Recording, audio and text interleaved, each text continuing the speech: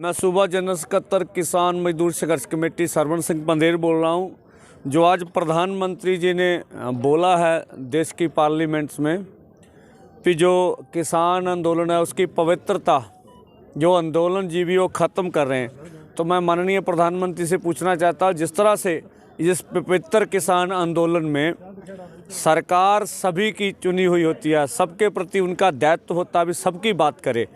जब पीसफुली आंदोलन के ऊपर भाजपा के कुछ लोगों का नाम आया जिसनों दंगाइयों ने हमारे ऊपर हमला किया, जैसे अमन डोभाल और प्रदीप खत्री का नाम है जो बड़े लीडरों के साथ है, तो क्या इसने सरकार की पवित्रता को नहीं किया?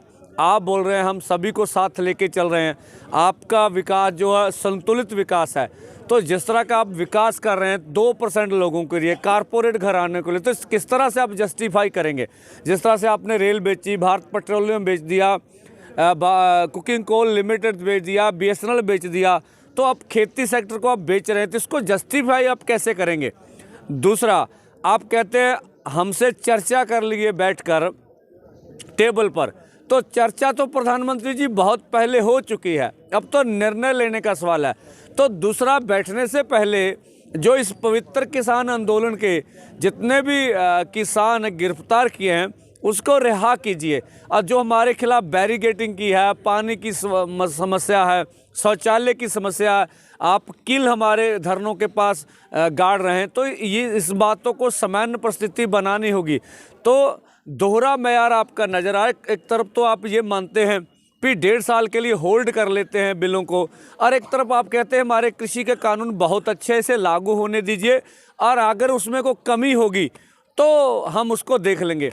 जब आप कृषि कानूनों की तारीफ कर रहे हैं तो टेबल पर अगर बैठेंगे तो कोई मसले का हल तो होने वाला नहीं। इसके बावजूद हम टेबल पर बैठने के लिए तैयार हैं, पर पहले सामान्य स्थिति बनाइए।